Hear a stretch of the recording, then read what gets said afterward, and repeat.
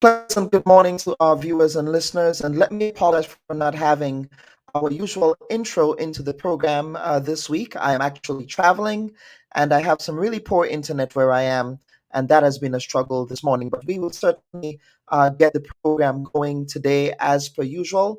The Bubb Report is here to provide you with quality programming this week.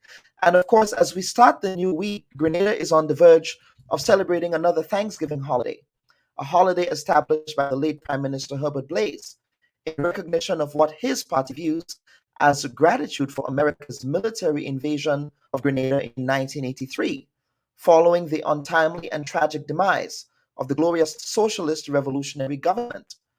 I am personally ambivalent about the need for this holiday because of the wave of fear spurned by the strict shot and sight curfew imposed by the hardliners of the RNC.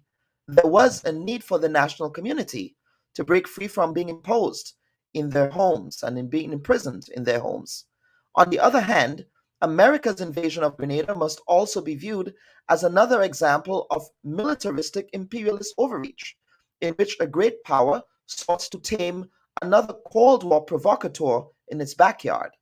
One of the tragedies of the demise of the Grenada Revolution was also the loss of interest in the country's rich history and a general lack of institutional capacity to codify history as a key aspect of national development.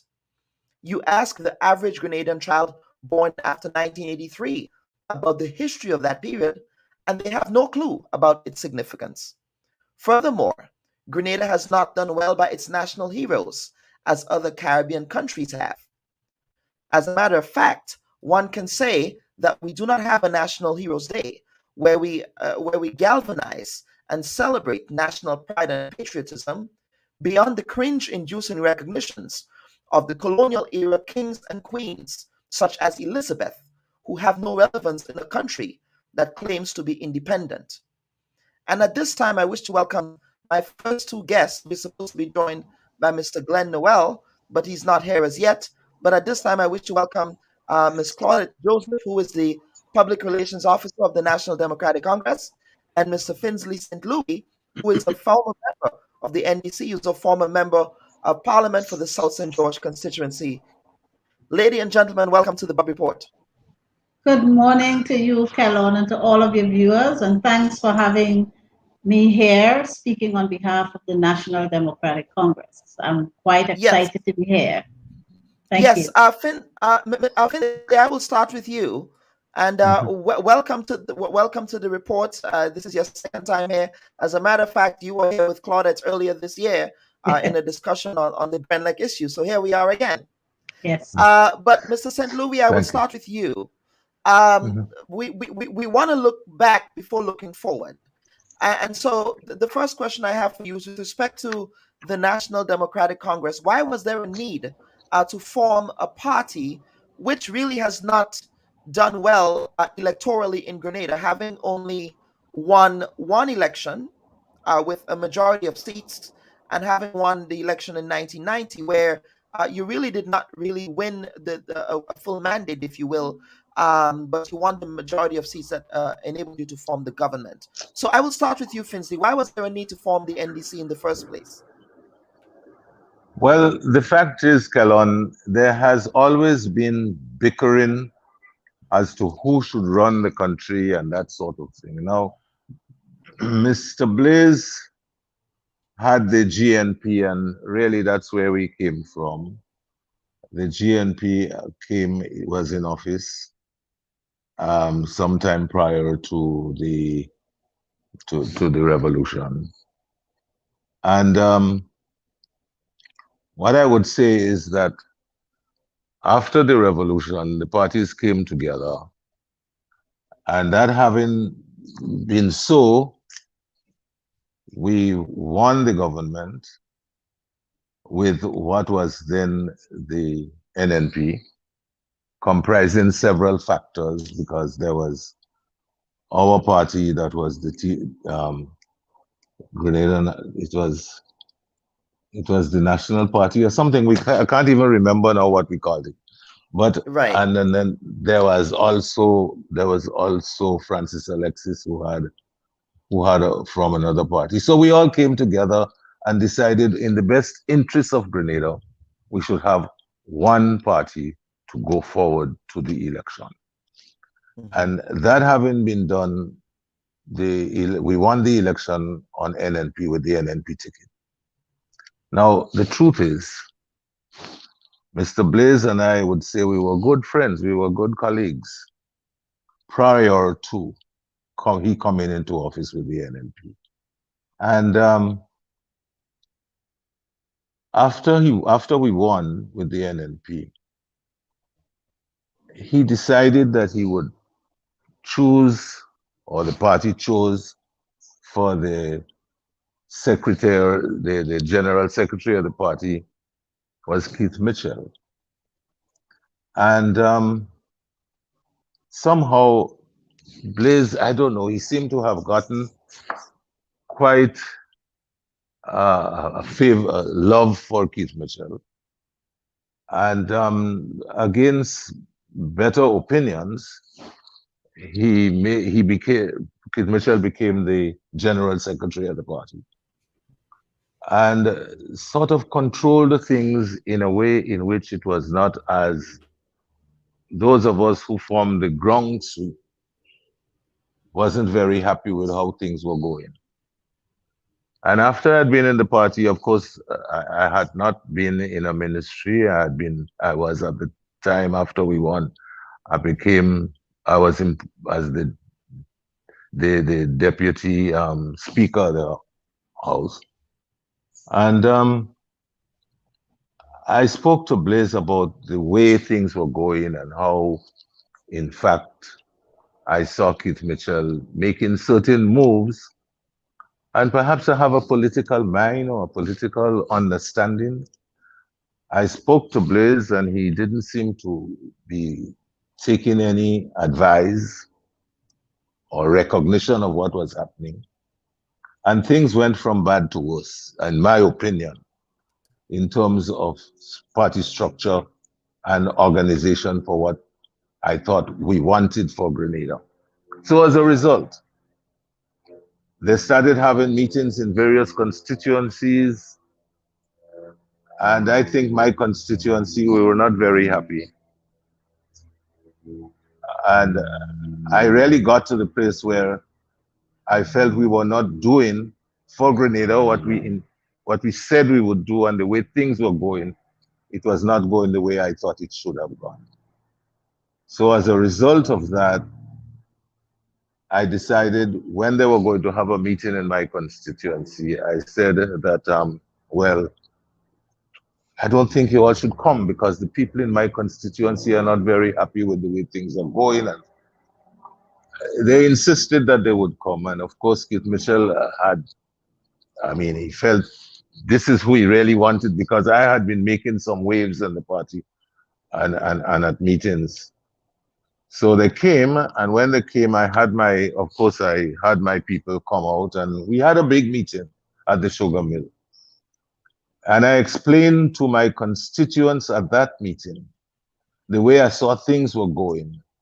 And it was not, in my opinion, at that time, in the best interest of the party, the people, and whatnot. So I explained to them what the situation was and did ask, should I leave the party?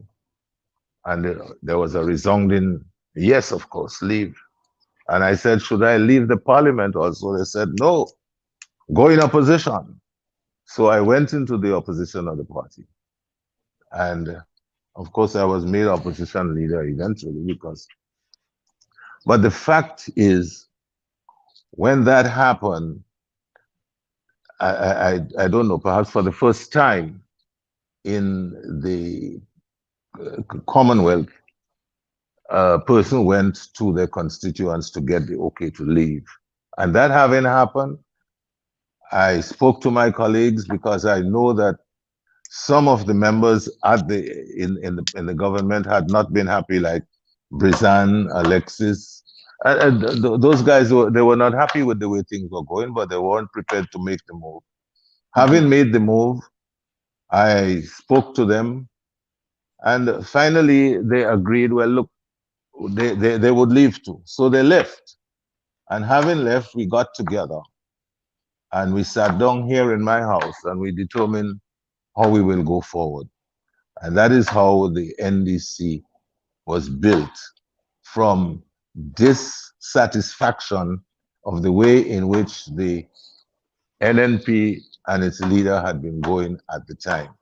So Correct. we left the party. Yes, Finsley, you speak about that dissatisfaction, but would it be fair to say that within the context of the current NDC, or even the past governance of the NDC, that there was general dissatisfaction with the organization in and of itself in 1990 to 1995, and in the early 2000s, in the second iteration of governance, that we are here today, that the NDC has lost 2 consecutive elections.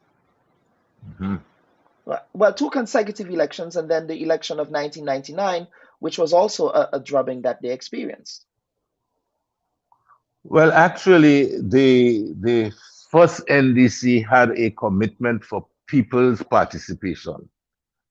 And we got there, and I thought we had quite, up to now, I mean, I might say that NDC has a very strong support in the country. It is a question of, my opinion, it's a question of the leadership of the party. I believe that there isn't that, I wouldn't say probably the commitment, I don't know, but to me, the party seemed to be lacking that enthusiasm for getting people to stand up with it. And of course, having lost in the election of, was it 1995? Having lost that election, they seem to have waned and not been able to sort of pull the kind of leadership that the party, that the country need, in my opinion. So as a result, things has not been going good for them. They won in 2000 and I think 2008, and somehow it just did not stand up to the rigors of politics as required, and our people as seem to always want too much at the early stages that the party could not have delivered, because the country had not come out of its economic plights. And so as a result, we had some setbacks. Since then, of course, I had to look after my own business, and I have not spent a lot of time within the politics and the political arena. I have not myself, because politics had actually driven me broke, and I had to sort of look at where I'm going for myself. Right. Okay. Well, let me bring in Claudette. You are the public relations officer of the organization. You've heard what you might consider, of course, an elder statesman of the country, but also an elder of the party. Perhaps, shall we say, one of the founding members of the party, if you will. How would you really address some of the concerns that Finsley has raised here within the context of your leadership convention? What will be the philosophical principles that will take you into the convention? What are you hoping to accomplish in next week's convention? Thank you, Kellon. And thank you, Mr. St. Louis, for that historic account there of how the NDC came into being. And of course, thank you for the role you played in the formation of what I consider a great political organization. And I dare say the only real political party in Grenada. The only real political party in Grenada that has withstood the test of times, the shocks connected with political intrigue and the rigors of political life, and the only party that in the history of Grenada that has been able to survive more than one leaders. All the other political parties that we had did not survive their founding fathers or the leaders of those parties. I'm talking Eric Gary, Maurice Bishop, GNP, Gilbert Blaze, all of those, PLM, you name it. And so the NDC is the only political organization in the country that resembles the other stalwart political parties in the Caribbean, such as the PNM and the PNP and the BNP and the DLP and so on. So, and that's a fact. We are going into this convention grounded on the same principles on which the National Democratic Congress was formed. And that is, as Brother Finsley said, one of people's participation.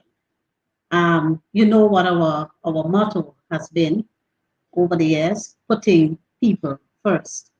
And we appreciate some of what Mr. St. Louis has been saying, in that in recent years, the party has had some challenges getting the populace energized, excited, and ready to come on board with the National Democratic Congress. And I am happy to say to the people of Grenada that that has changed and continues to change, and to do so rapidly. And we all witnessed the first ever in the history of the organization and in political history in Grenada, the first ever public induction ceremony of numerous members of the party. We did that last Tuesday. And I dare say we have many more Grenadians at home and in the diaspora who are joining the NDC, who are seeing the NDC as the movement, the vehicle through which we will literally rescue Grenada as it needs to be now. And so we continue to call on all patriotic Grenadians to join the NDC. We have made the party more accessible, easier to join. You can apply for membership to the party online, and of course we have the internal vetting process that will take place. So we are, in so doing, we are building capacity, we are building a movement, we are building energy. The bulk of our new members are young, energetic, anxious Grenadians wanting to see our country turn a corner into prosperity and a decent quality of life for all. And these are the principles that the NDC was actually founded on. Right? Yes, yes, Claudia. But I want to stick a pin there with respect to what the future direction of the party would be. Because yes, you make a point that there is new excitement in the party. There is new energy, folks wanting to join the party. And I suspect you would say that that is because of current discontent with the incumbent administration in Grenada. Now, my question is, how does NDC avoid the pitfalls of the past? What some might say are the curses of the past, where, for example, between 2008 and 2013, when the last NDC was in government, you had several internal conflicts that really affected the public image of the party as one that had issues of competence. How then do you address issues that suggest that you are not necessarily a viable alternative while you are trying to attract new members? Well, let me tell you this, Kellon. First of all, there is no doubt in the minds of Grenadians that the NDC is the vehicle through which we are going to effect change in Grenada. And I say so not speculatively. I say so because we have done the necessary studies. So I speak on a scientific basis now, that the people of Grenada believe that the NDC is the vehicle through which we are going to rescue our country from the grip of a dictatorship that we now are experiencing. And that's based on studies that we have conducted. And in light of the other information that was gleaned from the studies we conducted, we embarked on an aggressive recruitment drive. And the new blood you are seeing in the NDC now is as a result of the work that we put in over the last year or so, even before, in recruiting new members with fresh vision and ideas to take our country forward in the same progressive vein as our forefathers, our founding fathers envisaged. And that is education for all, quality education for all, decent housing, quality healthcare and social security, decent standard of living. These are the basic pillars on which the party was founded and to which we still hold fast. There are some initiatives of the previous NDC administration which were not brought to fruition because we have a right-leaning transactional, counterproductive party in office now. So these projects were put on hold. The NDC is committed to rekindling those and getting those done once we assume office. The other thing is that we are going to focus more on bringing Grenada into the 21st century, utilizing technology and ICT, right? We have a prime minister who's been the minister or the key person for ICT in CARICOM for years, but that is not reflective in our local construct. Now, what have we done to mitigate or to avoid the pitfalls, as you asked, of some of the experiences of the past? We have strengthened, very much so, strengthened our internal structures and mechanisms so that in this historic convention, I'm going to say historic because we're going to blaze the trail in terms of it is going to be the first time ever in the history of Grenada that a party has held a virtual convention and has done so successfully. We're gonna set that historic record. Again, it is the first time. We did it sometime before, but never has it been done in the manner that we're doing it this time, where we have a rigorous internal vetting and approval process of the people vying for positions on the National Executive Council. And that process is ongoing. It's all internal. We have had sessions with all the people vying where the membership and the delegates were able to interrogate, question, and also hear from each person vying for position as to their role and their vision and how they fit into a team.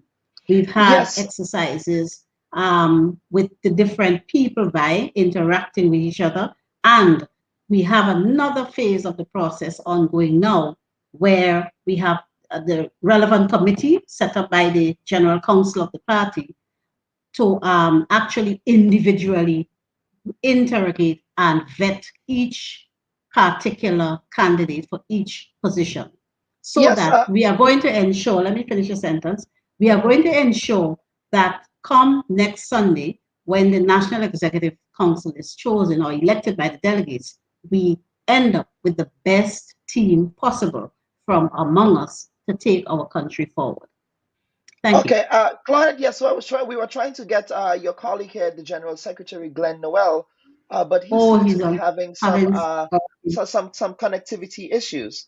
But let us get to the people who are vying for the position of leadership. But before I do, would you be again contesting the position of public relations officer, or do you have plans of contesting another executive position on the executive? And if so, what is that position? Just to answer you very briefly, because remember, our elections they're internal, and I know that there's a public interest. But so as to minimize on the unnecessary intrigue and drama, We'd like to keep our internal processes. No, I'm sorry, internal. Claudia. So hold on. I'm I'm answering you. Yeah. So don't filibuster. Answer the question. What No, role would you potentially be contesting? I was getting to it. Okay. All right. Please proceed. Yes. Please proceed. So I will not be contesting the position of PRO in the upcoming convention.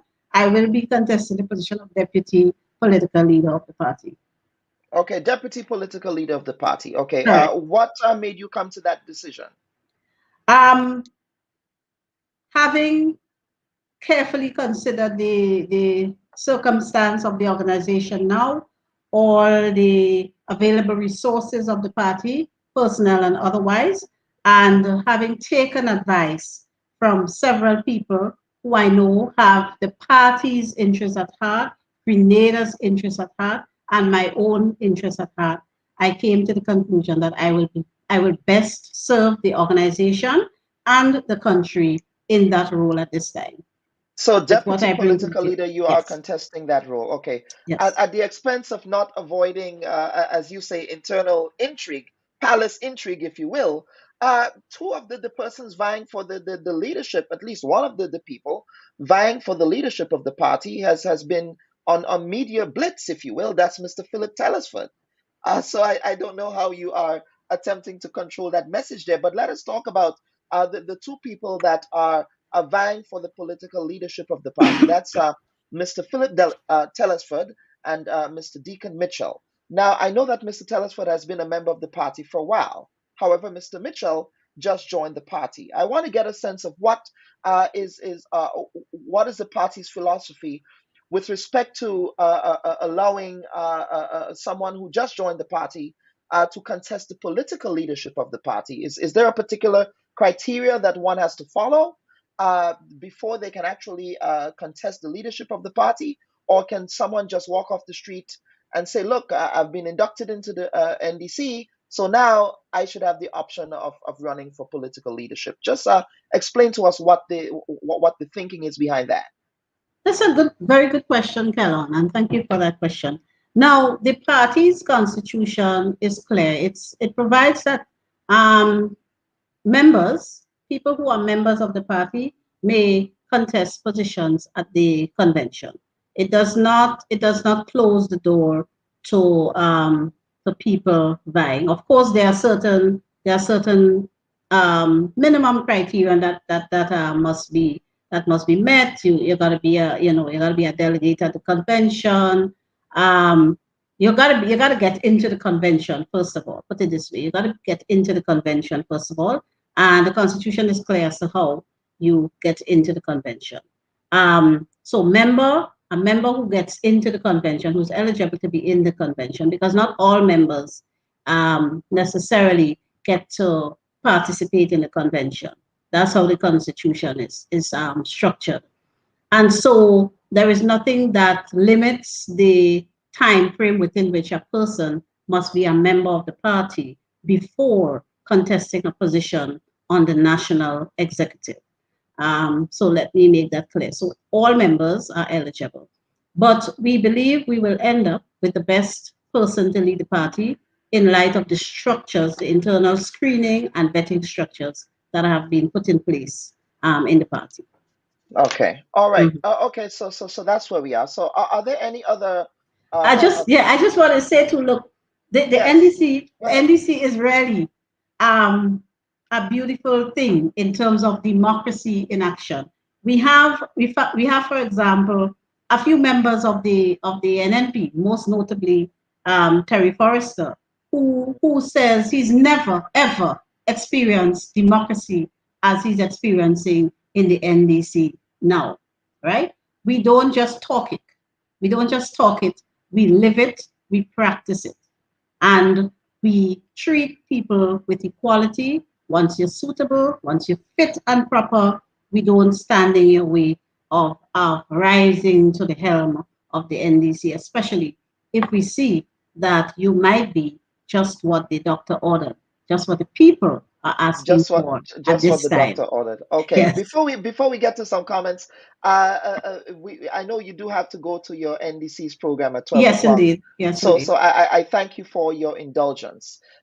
Now, as I said before, and as Finsley also alluded to, with respect to some of the tensions that have traditionally existed or historically existed in the party, and you've indicated that you're attempting to reduce some of those tensions that exist in the organization by ensuring that you're coalescing and becoming a unifying force. But there are several other political atmospherics that we have to consider. One is some of the young people in your party. The energy with the young people seem to be with Kem Jones. Now, Kem Jones is not a member of the National Democratic Congress. However, he does have sympathies to your political organization. There are a number of young people, including Ron Redhead, Tevin Andrews, who appeared on Mr. Kem Jones's platform on one of his political tours that he's been having in Grenada. Now, are there tensions with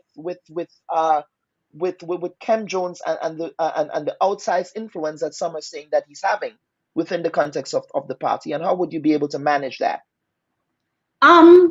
As you said, as far as I know, Mr. Jones is not a member of the National Democratic Congress, though sometimes he expresses a preference for the NDC and other times not.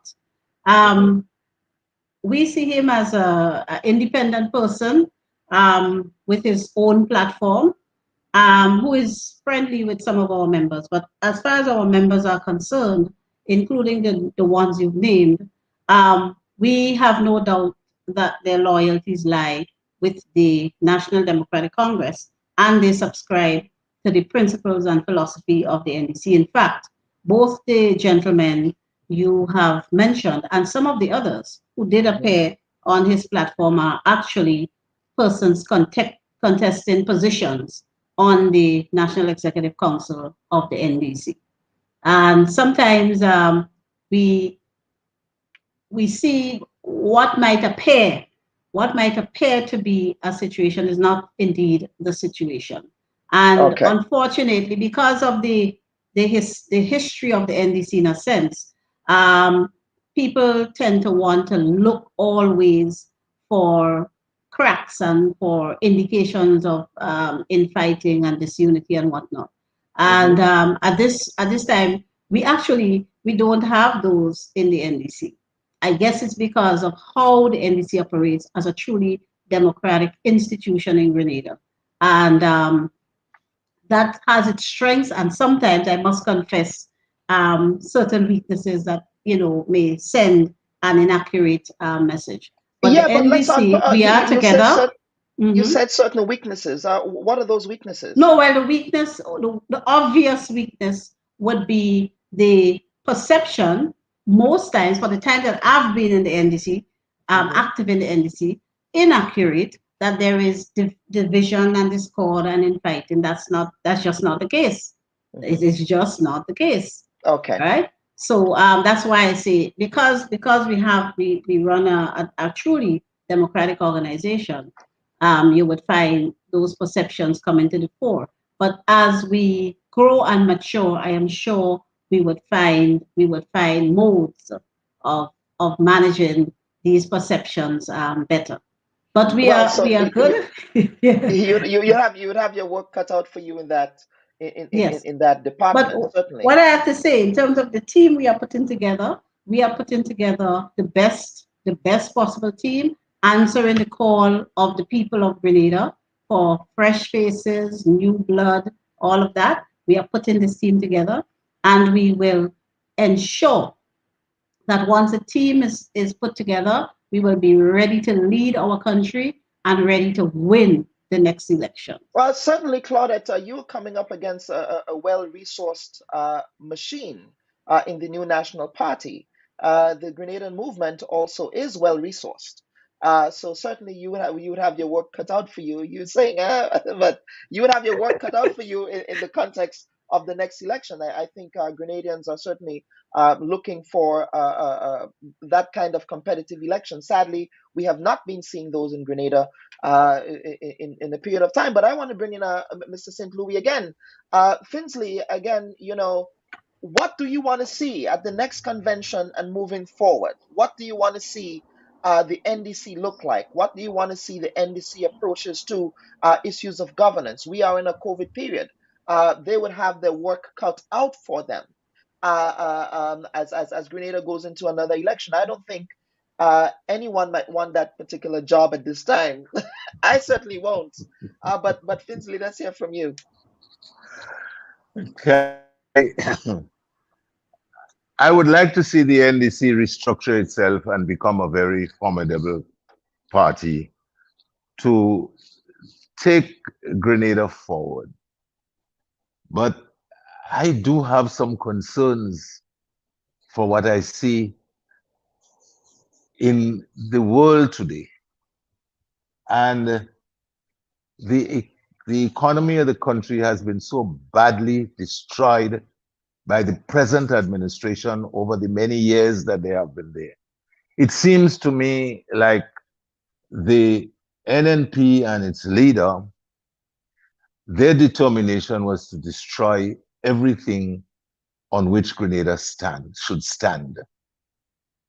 For example, our infrastructure is gone to hell, and I'd be very frank with that. Our health services is just not there. So these are basic things. Agriculture has not been looked at the level at which it could and should have been looked at. So the debt of the country has increased phenomenally. How could this country survive with all these destructions that have taken place and have been permitted and committed by the NNP over those many years that they have been there? Grenadians, if they should vote and put the NDC in office, they would have to be patient and be willing to work hard and with sufficient sacrifice to bring Grenada to where it could become a viable country. Because at this point in time, quite frankly, I am satisfied that the country, the economy of the country is ruined. And I mean that. Yes, Finsley. But to your earlier point, and let us unpack what you said. You want the NDC to restructure itself. What do you mean by restructuring? What does that look like for you? Is in terms of restructuring, that is to ensure that whatever they put in place, they put the right people in place with the right mindset, and that the party has the right mindset as to, if it takes the country to go forward, how would it satisfy the needs of the community that it serves? We have to structure the country in such a way that people will put they will put confidence, and if they put confidence, then they would be willing to work. They would be willing to get there and put themselves out to help Grenada. In other words, every Grenadian, you must have the party in such a way that every Grenadian become committed to the restructuring of Grenada, because it is destroyed. The economy is destroyed. And it's not just people, not only the people who go into office, but all of us as Grenadians and supporters must be willing to say, we're raising this from what could have been the graveyard to put it back to where it could and should have been. That is how I feel about it. That is the kind of restructuring I'm talking about. So Claude, it seems that Finsley is putting a heavy burden on your shoulders there that you're willing to carry forth into the convention and beyond. We must do it. Willing, able, ready, must for Grenada. We must, because Mr. St. Louis is 100% correct. The NNP has destroyed Grenada, not just the economy, In every way. but in every way. And it falls to us who still have some youth on our side to take charge of our country and rescue our country, rebuild our country, give our people, restore a decent quality of life for all our people.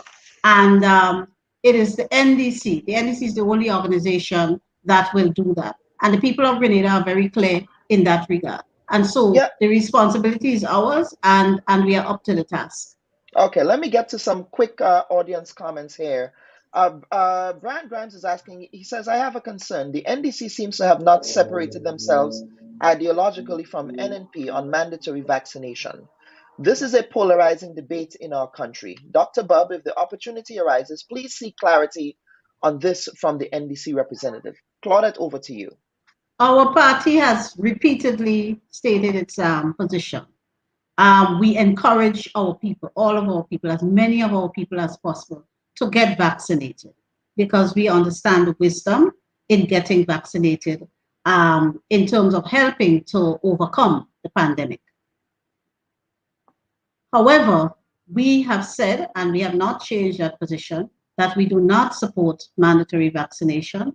We think ultimately vaccination should be a choice, but a choice that we encourage our people to exercise very wisely and diligently in the interests of all of us. But we do not support mandatory vaccination in any form. Okay, so let's unpack this. One of them, Mr. Deacon Mitchell, and of course you are an attorney as well.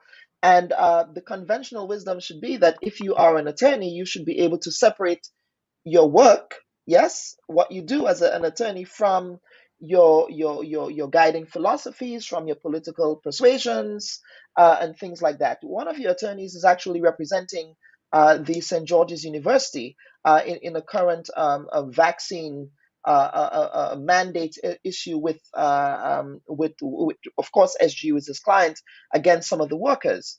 There is a perception out there that what his legal representation somehow would conflict in his role as political leader if he were to assume that role as political leader. How would the party address that concern when it arises? I don't see it at all. I don't see why the connection is being made. When one becomes a lawyer, you actually take an oath, and that includes representing your clients to the best of your ability and affording your clients all legal avenues and defenses available. And so I don't see how is it that Peter David, for example, who did a lot of criminal work before he became a minister of government, how is it that he is not seen as a person condoning murder, theft, rape, and Deacon Mitchell is seen as a person condoning, because Peter David did a lot of criminal work. He represented murderers, rapists, child molesters, the like, criminal work. And nobody's accused him of subscribing to what they stand for and what they believe in. He did his job. No, hold on. Let me finish. He did his job. History would show that Peter David was criticized by the current party that he's aligned at the time for representing these people as well. So at the time, we said that it was nonsense. It was nonsense to do so. And today we say it is nonsense to do the same to Deacon Mitchell. Okay. He has to represent his client to the best of his ability, and we can't fault him for doing so. In fact, we should commend the NDC for being able to sway such a good lawyer, such a person who will defend those who they represent using all avenues available. And that is what I believe he will do as a member of the NDC with respect to the people of Grenada and the interests of the people of Grenada. Okay, very well. Thank you for that. But Claudia, I will give you a chance for some final comments because I know that you have to get to your program. To run. Yes, and it's unfortunately we were not able to get Mr. Glenn Noel on, but he sent a message saying he was in the waiting room. So well, we have him on the screen here, but as you see, his he's not coming up. Yes, he's not. Yeah, his internet is having an issue. But Ms. Joseph, we were hoping to have both candidates vying for the leadership of the party appear on the Bubb Reports today and have sort of a debate format, if you will, just to get a sense of what their guiding philosophy is and really what their vision is for the party and country. But they did not necessarily respond to that request. One of the things that we want to do here on the Bubb Report moving forward into the next general elections is to give each competing candidate an opportunity to have substantive debates on the issue. So I'm asking you here publicly to invite your leader, whoever that presumptive leader will be, back on the Bubb Report once elected. Yes, once elected, correct. so that we can have an audience with them. Absolutely, so, but for now, the election of the leader is an internal process, and we have set up. We actually had debates and so among the leaders and so already, and it's this process is in another phase. Internal yes, of course. Yes, of course. Not public. Why not? Not public because it's not a public election. It's for members of the organization, and the members participated in it, and the process is ongoing. Okay. So it is happening among the people who are going to be electing the leader. And once the leader is elected, the party will be happy to present whoever that person is, because we know whoever that person is. Yes, full slate, okay. and whoever emerges as a leader, because we know that person will be ready to take Grenada forward, ready to lead and ready to win. All right. So any closing comments from you, Claudette, and then I will just to say thank you for having me on. And just assure the people of Grenada that the NDC is taking its time to do this properly. We are aware that we cannot get it wrong this time, so we are taking our time to do it properly, to present you with a slate of people who would be poised in every respect to save our country, to take us forward. Do not be distracted by propaganda spewed by the enemy. We have some enemies out there. Do not be distracted by the various forms of propaganda they are putting out and the various rumors and so that they are spewing. We are together, we are united, and we are going to rescue our Grenada. I see we have a comment here from your predecessor, Ken Joseph, predecessor candidate in the town of St. George. He's saying, excellent Lady Claudette. I believe that's Mr. Ken Joseph. Thank you, Mr. Joseph. He was the candidate. Yes. Like you, he did not win that seat in the town. And he was one of the persons who introduced me to frontline politics. And you mentioned he did not win. I didn't win on the next occasion. So for both our sakes, I have to fix that. Well, you have to. Well, you would be coming up against a well-loved candidate in the town of St. George. So you have your work. Well, yeah. You make a little punch there. I'm well loved too. This is all in jest, okay? This is all in jest. All right, Mr. Yes. St. Louis, let's get to you for some closing comments. Yes, sir. Can I log off? Yes. Thank you. Yes, you can. Thank you, Claudette. Finsley?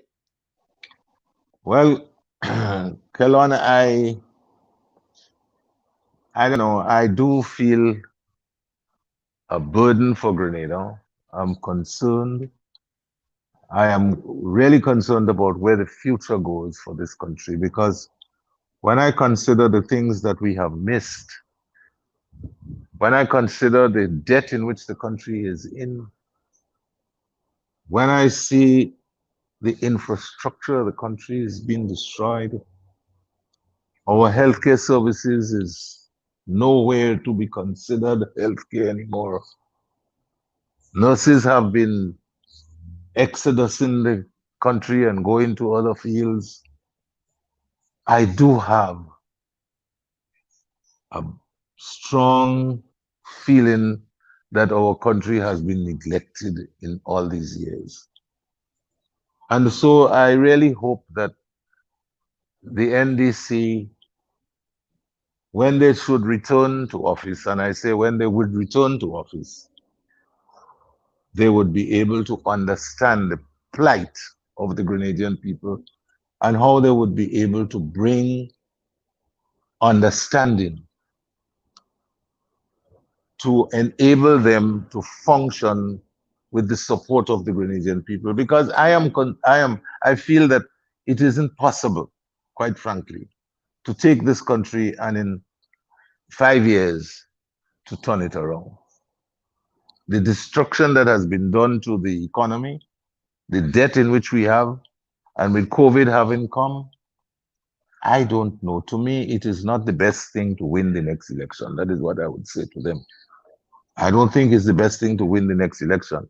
I believe it would be good to get 6 or 7 seats in the opposition and go at the present government, if they should be returned. Go at them for all the ills of this that they have committed to this country, and see if it is possible to get them to pay the price. Because I think that government should come to office, the ills that they have done be brought, take them to court for the ills that they have done. They have gone against the Constitution in some areas. They have destroyed the economy. And I believe that they should be held accountable to the Grenadian people for what has happened. Because it's not going to be easy. You spoke there with some passion. Yes, you spoke there with some passion, Finsley. Of course. And as you always do. And again, thank you for agreeing to appear on the program in helping us to bring some balance here. And Mr. Glenn Noel, it appears that we finally were able to connect with you, sir. So what I'm going to do now, because we have to quickly get to our next segment on the death of Abu Bakr in Trinidad. So we will take a quick break, Glenn. And when I come back, we will talk about some organizational mechanisms leading up to the convention, since you are the General Secretary of the NDC. So folks, stay with us. We will take a break and we will be right back. Since losing that seat, what have you been up to? Now, Mr. Attorney General, this particular provision sounds unconstitutional. But why were there not consultations before moving forward with the proposals? Did they say what will happen when you guys get to St. Vincent? Because there are pressing social economic issues that I would want to address with you. In the hyper-information age of social media, the Bubb Report knows there is more to the story. We have questions and demand answers. We strive to hold the powerful accountable and tell an unbiased, contextual story. You know what happened. We let you know why it happened. There is always more to the story. The Bubb Report, streaming every Sunday at 11 a.m. on Facebook and YouTube. So it's not a legal schooling. I know you're sensitive to people schooling you on the law, but I think I can trump you when it comes to the history of Grenada. What you're saying is that this resignation was expected? Would it be fair to say that you abdicated your responsibility by not showing up in Parliament on Friday? We are not aware of the terms of the agreement. But then how can you say the terms are not favorable? You don't know the terms. You know, we love old talk, we love gossip, we love brango, we love all them kind of things in the Caribbean. If I cannot play music, I don't know how I'm going to live. We are borrowing money to pay debt because of corruption, waste, and mismanagement. That they have difficulty with your leadership. Why then are you contesting the presidency? You said. And welcome back, folks. I'm happy to be joined by Mr. Glenn Noel, who is the General Secretary of the NDC. Mr. Noel, thank you. I hope that your connection has finally stabilized. Can you hear me, sir? Glenn? I don't think Glenn can hear me there. Yes, I don't think, I think Glenn is still having some issues with his connection. Glenn, can you hear me? No, Glenn's connection is still bad. So what we want to do, folks, is to segue into our next segment. I'm very excited about this segment as a journalist and as someone who remembers vividly the events of 1990 in the attempted coup. Of course, this week we learned about last week we learned about the death of Yasin Abu Bakr. And I have a gentleman here who is a veteran in the media business in Trinidad, a veteran of journalism. And he is someone that I truly respect and admire. And I'm very excited to have Mr. Jones Madeira here with us on the Bubb Report. Mr. Madeira, welcome to the Bubb Report, sir. Thank you, Colin. It's good to be here. I'm honored by the invitation. I'm glad I joined. Absolutely. For those who don't know, Mr. Madeira is a veteran Trinidad and Caribbean journalist. He has interviewed many prominent Caribbean politicians, but he has also been a witness to particular historic periods in the Caribbean region. And Mr. Madeira, I want to start with you. Of course, tomorrow, Grenada is celebrating a Thanksgiving holiday. Personally, I do not see the need for the holiday, but certainly it's a holiday that marks a particular difficult period in Grenadian history. I know that you have a history there with respect to your relationship with Maurice Bishop. So could you tell us, take us back, if you will, about conversations that you had with Maurice Bishop back in that period? Maurice gave me the impression that he wanted success for all of what Grenada means to the Caribbean. Mm-hmm. I think Maurice was committed. I observed that myself. And anytime I went into Grenada, we spared a moment where we would talk about some of the issues that were confronting the Grenada of that day. I teased him once, and I regret doing it eventually. So when there was the problem with the Americans and there was the impending invasion, which everybody spoke about and which apparently everybody knew about, but would not go beyond a particular point of saying it's going to happen. And Maurice and I were upstairs in that building, an old hotel, as far as I remember, that became the office of the Prime Minister. And we came out from the interview, and he said, he was talking some general things, and I said to him, Maurice, Mr. Prime Minister, look at us in the open. If the Americans want to get you, do you think this is going to provide enough cover? And he says, yeah. And why would the Americans want to get me in the first place? I said, let's not go there, but just in case, what would you do? He said, I'd stand right here. And we were in what apparently was the reception area of this hotel. And in a strange twist of irony, the first place that was struck during the invasion was exactly where Maurice and I were standing talking. Gives you an indication of his capacity to be humorous, and I would have perhaps loved to have that conversation with him when I could have said, I told you so. But Maurice was just one of the persons that I enjoyed going to Grenada for. And I add to that had the media done more to cover Grenada during its darkest hours, I think we would have understood our colleagues much better. I think we would understand our Grenadian brothers and sisters much better. But do know that the Prime Minister gave me the impression of commitment by a young man who wanted to change the politics of the day. Mm-hmm, mm-hmm. And let us fast forward into your own history as a journalist in Grenada, in Trinidad and Tobago, as the head of news and current affairs. Of course, the attempted coup in 1990 by Yasin Abu Bakr was a political story, but it was also a media story, because Abu Bakr essentially held yourself and other journalists and media workers at the Trinidad and Tobago television hostage. And of course, you were at the forefront of having to make an announcement on air. You were held against your will at gunpoint to make an announcement on air that everything is going to be fine and everything was going to be all right in the context of that attempted coup. Take us back, if you will, to that period, and reflecting on just how that unfolded. With you being the senior head of news, what was going through your mind? What was going through your head at the time when you were held hostage, along with my former boss, Mr. Richard Purcell, who was a manager of the Grenada Broadcasting Network. So it's over to you. Well, Richard was one of those persons who was a hostage, and I think he was the best dressed hostage, if I'm not mistaken. I will tease him about that. Yes, I tease him about it all the time.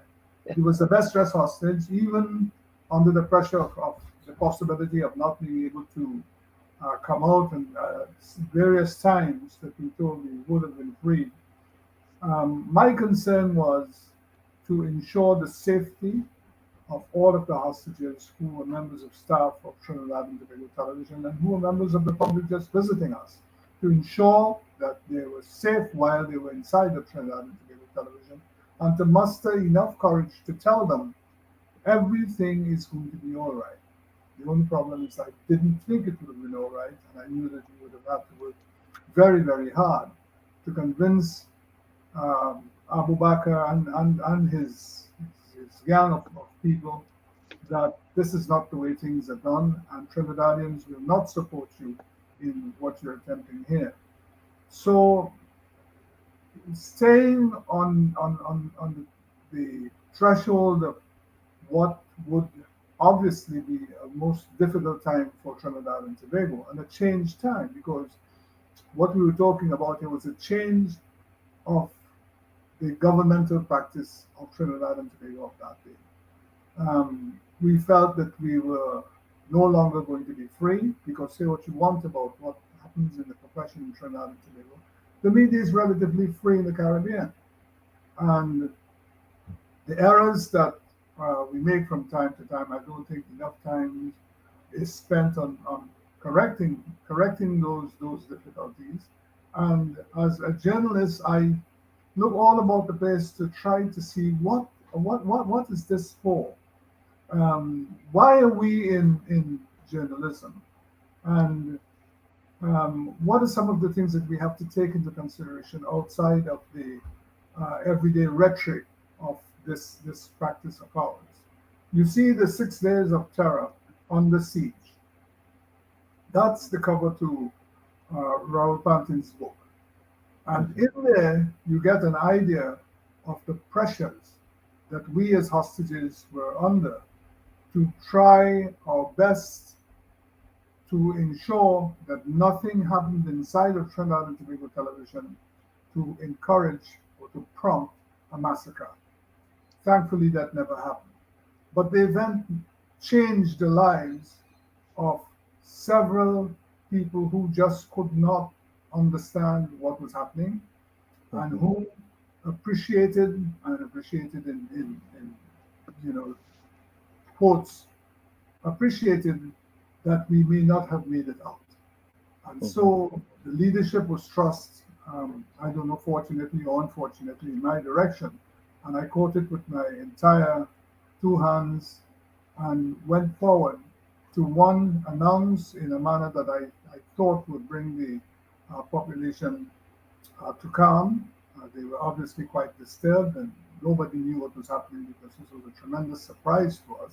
And it speaks again to another side of journalism. Are we in touch with our contacts enough to allow us a hint that something is going down, and we should do our best to try to unearth the truth? So I have been doing some research on why are we into this, Kellen? Why are we into journalism, and what do we expect that people expect of us? And I pulled out some of the things that was a study done by a couple of journalists who produced a book called The Elements of Journalism every 2 or 3 years, I think, once they can do it.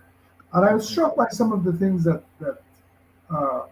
Bill Kovac and Tom Rosenthal was saying about the profession, they as journalists as well.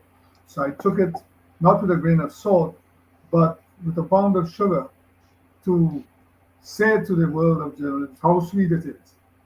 It's a fantastic profession, and its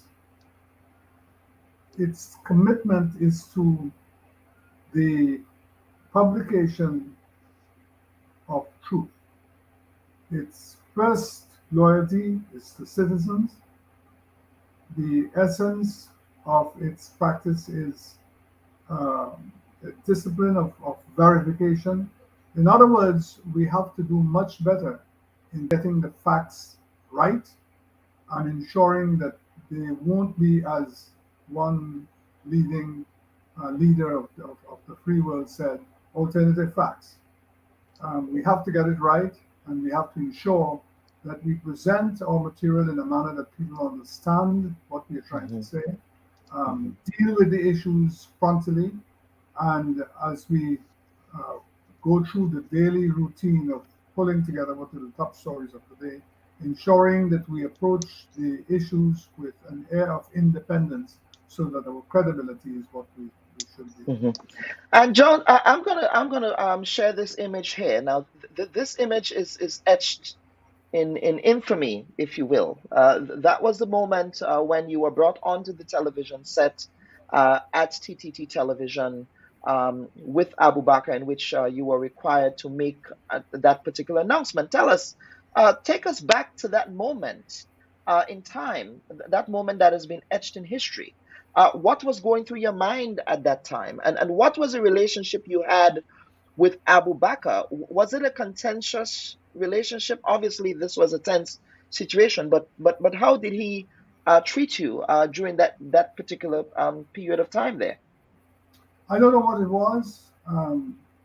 The thing that surprised me was there was a tremendous amount of respect from him towards me, and I don't know what generated that. But when I look at the picture, I laugh and tell people, frankly, I was better looking in those times, even under pressure.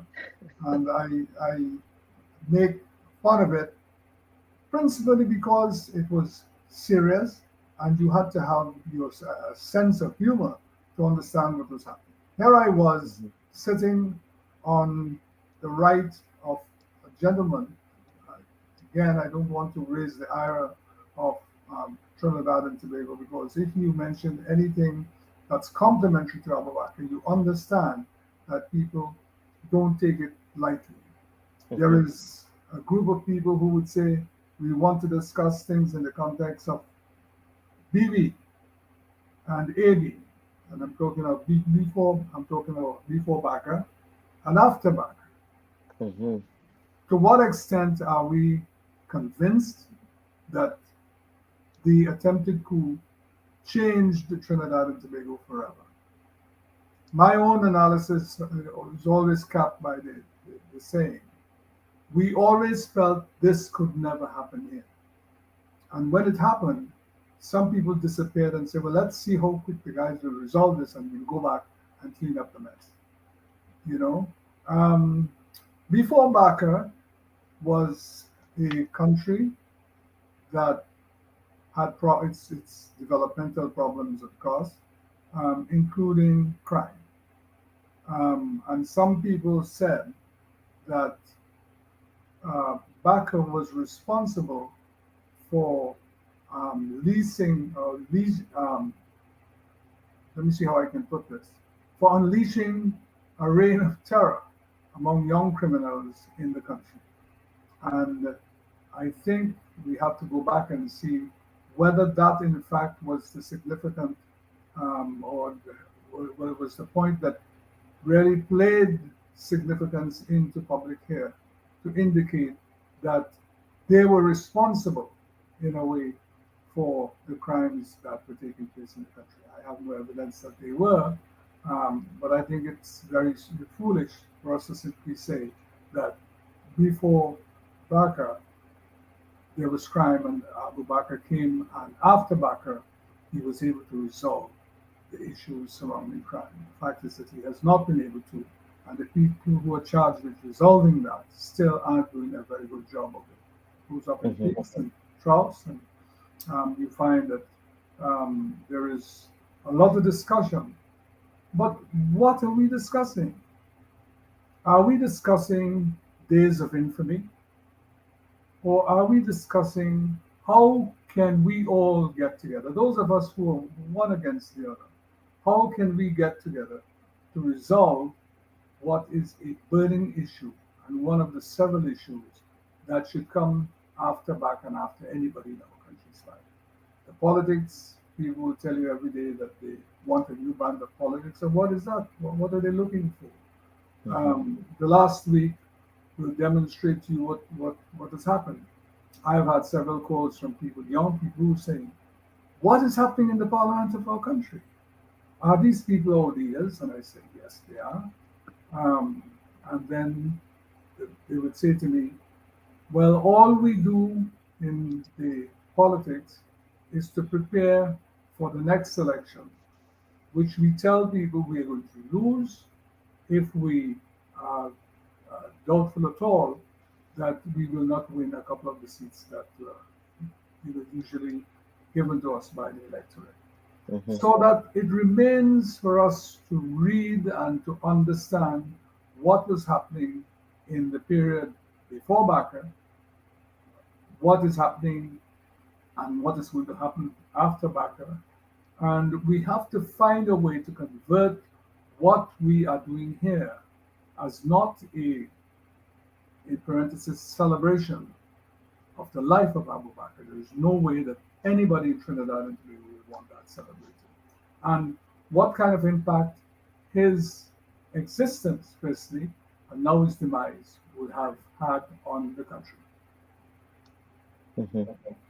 And let us expand on that a bit here concerning just Abu Bakr's place in Trinidadian history. Of course, you make the point that he would not necessarily be celebrated on a national level by the national community. Certainly, he would be celebrated by those who are part of his religious organization.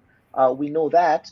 But let us think about or reflect on Abu Bakr's place in Trinidadian history, but within the context of what was happening in Trinidad and Tobago at the time as well. Well, as I said originally, are we celebrating before, after, and how should we use the term celebration at all? Right. In the scheme of things. And I don't know you will find any Trinidadian who would say, let's celebrate the life of Yasin Abu Bakr, because those of us who were close up to what happened on July 27th will tell you that some of us have not recovered from that event at all. And it's not every day in your life you come across a group of marauding youngsters with guns that are bigger than they are, and you would ask them, well, what are you doing here? How old are you? There was a guy in there who, as far as I remember, was 13 years old. And when we said, well, what are you doing here? How come you're part of this? He said, I came to play football in the compound of the Jamaat. And at about 5 o'clock, I think it was, they just called us all together and started to hand out these rifles, these guns. And you hand out, and they had no particular set of instructions. So you could imagine the mayhem that was possible on that given day. It reminds me of Grenada as well, when there was the coup, and people lie down on the beach, and one tourist was saying to the other, do you know there is a coup taking place in this country? And the person didn't know. Nobody knew what was happening, or those who should have known a little better were not able to say, yes, there is something happening out there, we know what it was and what it is. And I went into Grenada at the behest of the CARICOM Secretariat where I worked. And I saw for myself, yes, indeed, the guns were as tall as the youngsters carrying it. And there were youngsters who were not sure where the next meal was coming from. And those are some of the things that we have to put in context when we discuss Abu Bakr. And anybody who feels that it's going to be okay, it could become routine, that you're dissatisfied with something. So you arm yourselves and you arm those people around you, and you feel that because a gun is a fearful thing, that you're going to succeed and that you will be able to carry the country forward. Nobody believes that. So James, I just want to have you expand on something here. You said that you were in Grenada in 1979. Yeah. During the revolution. So tell us, when did you arrive in Grenada? I was in Georgetown, Guyana. You were in Guyana at the time. One of the first persons to talk to those young leaders was we're talking about when Morris was killed, right? No, I was referring to 1979, but you're talking about 1983? Yes, 83. Okay, 83. Okay, 83. Okay. 79, I can't remember. I was covering as a journalist. I was in um, the capital for a general strike, which, I mean, darkened or brought darkness on Sunset, on St. George's, and truly, you know, definitely showed the extent to which the government of the people who took control of the country were in charge. There were youngsters who, as I said, didn't know what they were into in the Trinidad setting. And one of the first images that caught me when I arrived in St. George's on the last flight on that time to cover what was happening in Grenada, that the guns indeed were as tall as some of the youngsters who were given a gun to walk around and perhaps with a license to kill, which was obviously one of the things that I would try to see whether it is at all possible that somebody could have done that kind of thing to the youth of Grenada. It was a black mark on Morris and Company initially. And one of the first persons that reached out to those who were involved in, let's go to Trinidad now, an attempted coup, to ensure that he could understand what was happening. I refer to the president of Guyana at the time, Forbes Brennan.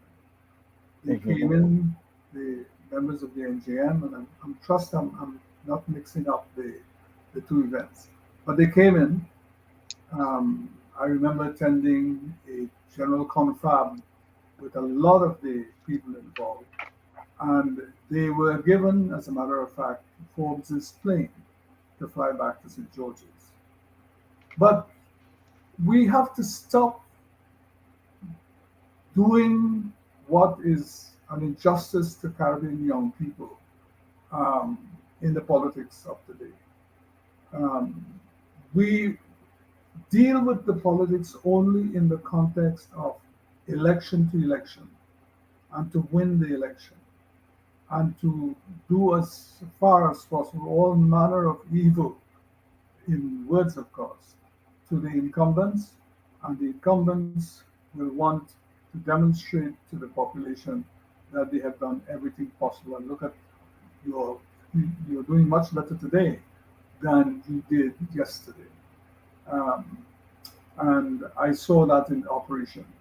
But the period of Bakr here has to be put into context. Are we dealing with observing what happens after or during the infamy?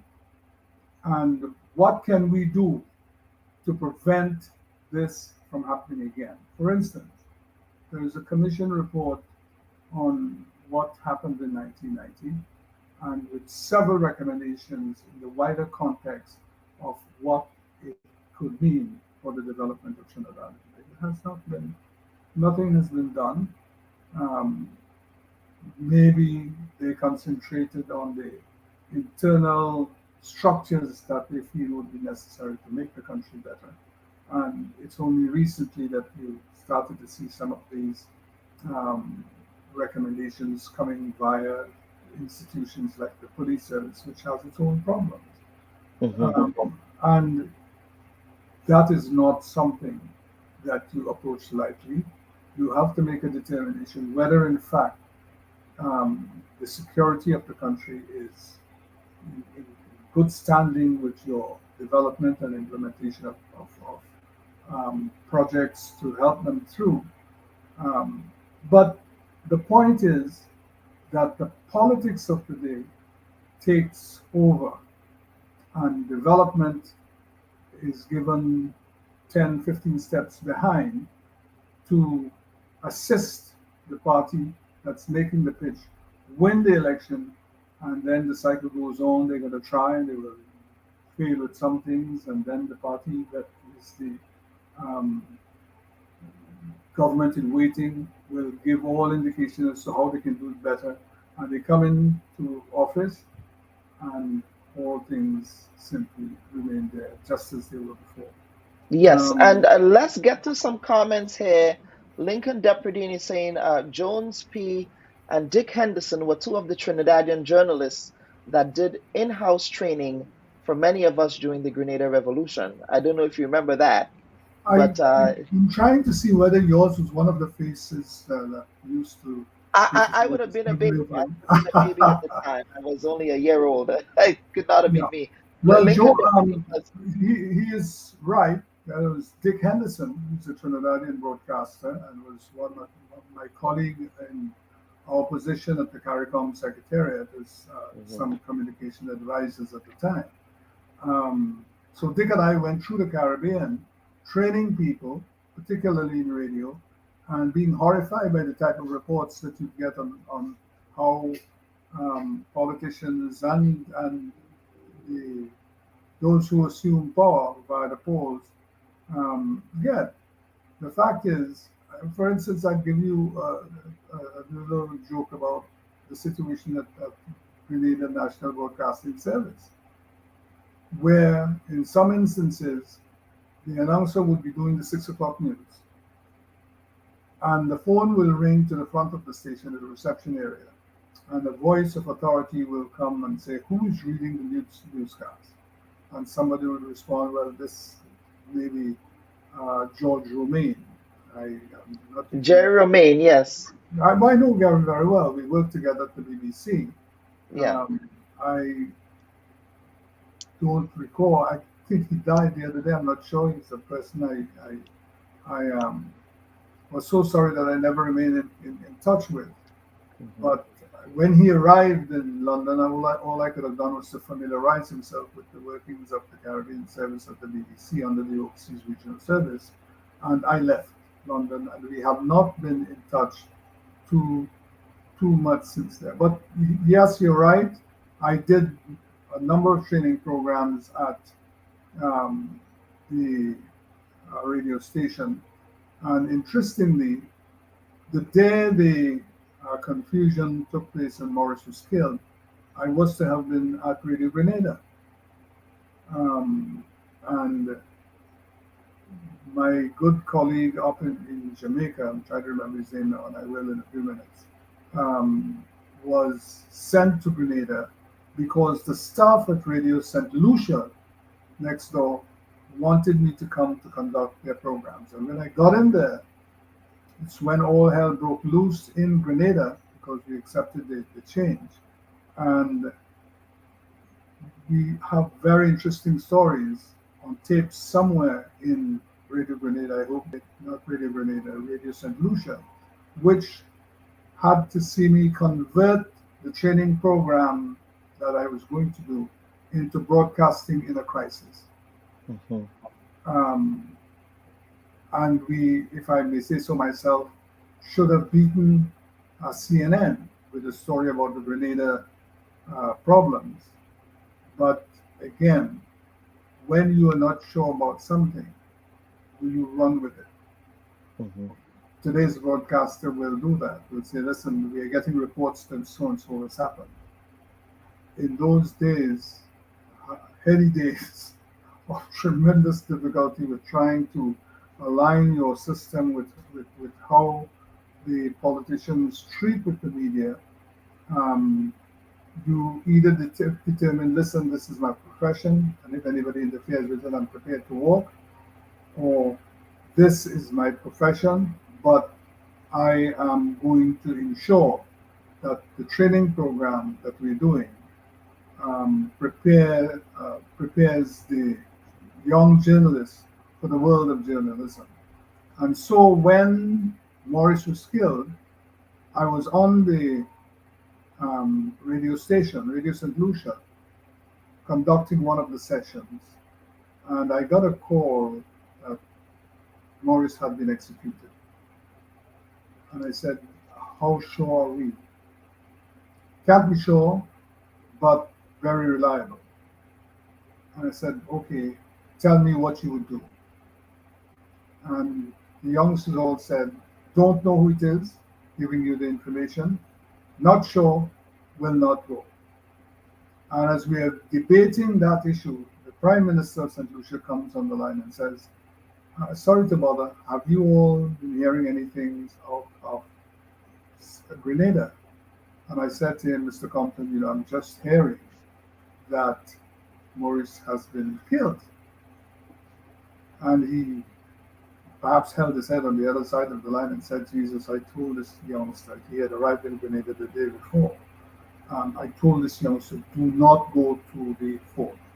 I told him to stay his ground in a safe house where he was, and he will be okay. We will make a determination of what we do, but he should not go to the fort. And he was right. Maurice went to the fort and never made it back out of the fort. And a number of the members of his cabinet who were with him, Jackie Crett, Eunice Whiteman, a number of other people, met their demise, unfortunately. But let's go back to the main point. When you deal with the people who were responsible for Maurice's death, and the people who are responsible in Trinidad and Tobago for having tried to violently overthrow the government, how do you describe them? Is that, to your understanding, that they are days of infamy, or they are days where you will be examining what they do and committing yourself to helping? I'm want to make it clear, talking about people in the politics, because there's a strange way that our politicians and our politics and those who are aligned will say, did you hear a statement by so-and-so last night? And the conclusion would be, yes, I heard the statement, and it means that the person is aligned to the institution that he's spoken positively about. So that happens in the best of times. But I think that, yes, Mr. Madera, we certainly have to wrap up. I'm getting a nod from my producers here, but I just want to give you just a minute just to put a bow on this conversation we've been having. And certainly I wish to thank you for appearing on our program. Given the death of Abu Bakr, I thought it was important to get someone who was witness to that particular historic event. So over to you, sir, for some closing comments. I made the announcement. I wanted to be sure that in making the announcement, I took no joy in telling Trinidad and Tobago that we were under very strange times and that they should stay absolutely calm. I think that the main message should be, have we done enough to change the message that we are seeing every day, and that in the context of Abu Bakr, we don't celebrate his demise. What we do is we try to understand that the interest in his demise is because he did what we thought was unthinkable, and that is to stage an attempted coup in Trinidad and Tobago. All right, Mr. Madera, thank you so much for your time, and thank you for your valuable history lesson today. It is something that I do remember where I was when that coup occurred myself. I was probably about 8 or 9 years old, but I remember the events unfolding on radio in Grenada because I did not have access to television at the time. My parents could not afford a television. So we learned about the coup on radio in my rural village of Pomrose in St. David's. So, Mr. Madera, again, thank you on behalf of our producers for appearing on the report. Thanks for having me. It's an honor for such selection to take place, and I'm glad that you still feel I have something to contribute. You do. You are what I call a library. You are a library that we need to rely on for historic morsels of information. So thank you again. Good. I look forward to you reading the book. Yes, I definitely will be reading the book. Okay, folks, that was Mr. Jones Madeira. He was the head of news at the Trinidad and Tobago television at the time of the attempted coup by Abu Bakr. In fact, most of the journalists and media workers at the Trinidad and Tobago television were held hostage for 6 days during the historic events that unfolded in Trinidad in 1990. Of course, Yasin Abu Bakr, he passed away last week in the Republic of Trinidad and Tobago. On behalf of my producers, on behalf of the hardworking team here at the Bubb Report, we thank you to our viewers and listeners for tuning in for this week's episode. Until next week, we hope that you have a safe and productive week ahead. Bye bye.